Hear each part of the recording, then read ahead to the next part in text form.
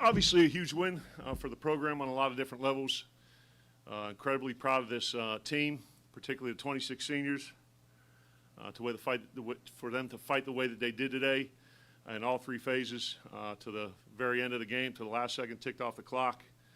I couldn't be more proud for the players, the coaches, our administration, the state, the school, and the majority of our fans. In 21 years of coaching and a bunch more as a player, I don't know that I've entered a season and gone through a season with as much adversity as we had to face. Having 10 guys out to start the season, and some of your best players, and having them not be able to play, go through a kind of a quarterback rotation, have a ton of injuries, and have some ups and downs, and the kids just kept fighting. And I think more than anything, it's a validation of this team, a validation of our culture, and to me, it put an exclamation point on the narrative that was floating around that I'm not the right man for this job, or I'm not the right man for this program, or I can't coach in this league. All right, and that's not the case. So I'm damn proud of this team. All right, and I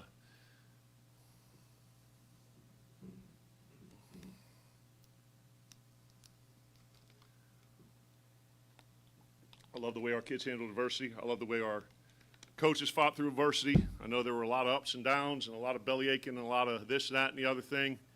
But just make sure that everybody understands. This is my school. This is my team. This is my program. And if you want to ask, I'm not interested in anybody's validation except for the guys in that locker room. And every single one of them, you come in here and ask who's the right man for the job, they're going to tell you it's me. All right, and I promise you that. So I'm not going to get into what we've done the past 2 years and now for being able to get to a bowl. All right, so no one get it twisted. All right, I understand what it means for this program. Okay, and I'm here, and this is my team. This is my school. This is my program. I have to drag my Yankee ass out of here. Questions? We'll start with Paul. Coach, along those lines. I can't see you through the trophy, Paul. Okay, there you go. Go ahead.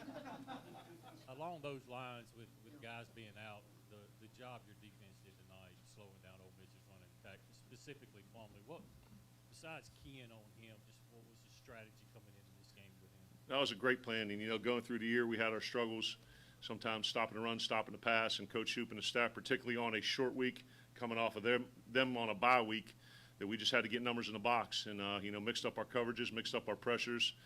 Coach Rodriguez does a good job scheming up runs and, putting people in conflict. And I thought for the most part we tackled well. We got the ball on the ground. We got off the field on third down. And, like I said, credit goes to Coach Shoop, the staff, and the players for putting a great game plan together to stop, the most prolific rushing offense in the SEC. Steve up front. Coach, a lot of Spygate there with Jaquarius Landers. How would you kind of assess his performance and how he participated tonight against the run game? You said Spygate? Yeah. What does that mean? He was spying Plumlee. Oh, okay. Oh, yeah. I thought there was some others. Shit, I didn't get that memo. No, yeah. With that kid's ability and how he's able to make plays by design or improvisation, you can't expect to kind of just run your normal stuff and get that kid on the ground. And he's done it against the best teams in the conference and continues to do it. And his future's bright. But we need to make sure that between he and Ely and the rest of the guys that we did a good job stopping the run. I think we did that for the most part. Joe, what was your emotions like on that last drive? Just had to be a whirlwind for you. I'd say up and down probably a little bit. From the 4th and 24 completion to the litany of pass interference penalties and kind of some of the other stuff. And, it was just when the last penalty happened and, they did their little celebration and had the option to take it on the kickoff or the PAT. We took it on the PAT, and it was feel bad for that kid, but feel great for the Bulldogs. Man up front. Joe, you said earlier this week that the moment wouldn't be too big for Garrett. Obviously, he stepped in. First off, when did you realize that Tommy wasn't going to be able to go? And second, how did Garrett handle it tonight? Yeah, Tommy got a little bit of an upper body injury in the ACU game, and kind of evaluated him on Sunday and Monday, and we're hoping it was going to get better during the week. But I'd say by Wednesday for sure is when we knew that Garrett was going to be the guy. And how do you think Garrett handled it tonight? So I said to him before the game, brought you here for a reason. I said, be Garrett Schrader, and I don't say unflappable. Certainly he didn't play a perfectly clean game, but for a true freshman under those circumstances, a couple fourth down conversions, the way he ran the ball, the way he distributed it to the playmakers, the kid's got an incredibly bright future this season and at Mississippi State moving forward. Up front to Steve, right behind you. Coach, you mentioned the fourth down conversion there. I know you got to go back and look at the film, but what did you see? What was the breakdown there that allowed him to get so open behind the defense?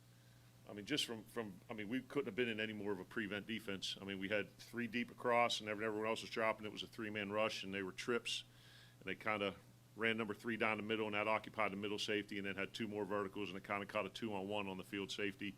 And I think it was covered up until Corral scrambled around, and I think we got our eyes down and, let it get over our head.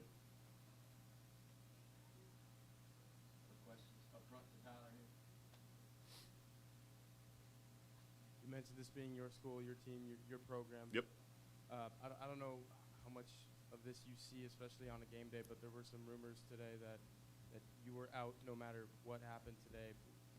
How much of that do you see? I was out today, no matter out of what? There were rumors. There was somebody reported on Twitter that you would not be the head coach of Mississippi State tomorrow. Was it Bob from Bogus? No? Okay. It might as well have Might have been. But like Listen, I said, I mean, rumors, we could get into this speculation, and I know you asked earlier in the week, and I respect that you have a job to do, and I get that part. But this narrative gets created by people who aren't in the decision-making process. And I understand certainly at times this year that we didn't play like we needed to play. I mean, I talked already about the suspensions and the injuries and all those things that go into it, and playing the third toughest schedule in the country, and every team that we lost to is bowl eligible, and kind of this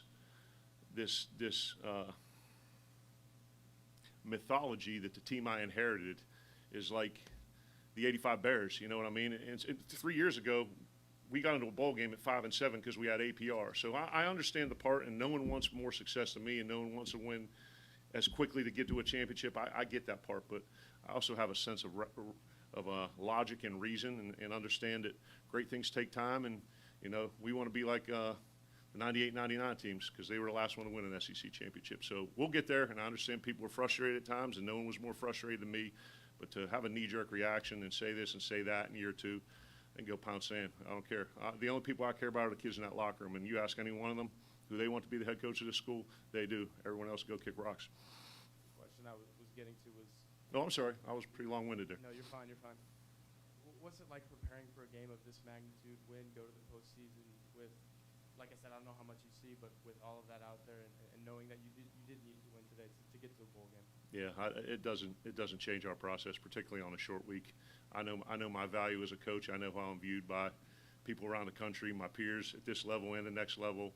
So everyone's coaching for their job every day. That's a part of this profession. I get it, and to me that aspect of it didn't faze me at all, because there was no inclination from anybody outside of these rumors and innuendo that was even the case. So it was business as usual this week. And it'll be business as usual in the bowl. Look forward to seeing y'all there. Joe, Yep. We saw Keaton for the first time today. How long have you had that play kind of tucked away in the playbook? That wasn't just a play. We had a whole package in there for KT, and Tyler asked a little bit earlier in the week. Kind of had a we had it. But then some of the stuff that he started doing defensively, it kind of got a little gray. But yeah, KT's a guy that we wanted to get on the field in some capacity, and had some more stuff in there. But the way Colin was running, the way we were moving the sticks, we felt we didn't need to kind of go into the rest of it. I know you kind of hit on it a good bit tonight, but just to be clear, have you had assurances from administration and things that you will be the head coach in 2020 and moving forward? Like tonight, or before then? Just recently, have you been assured that? No, there's never been.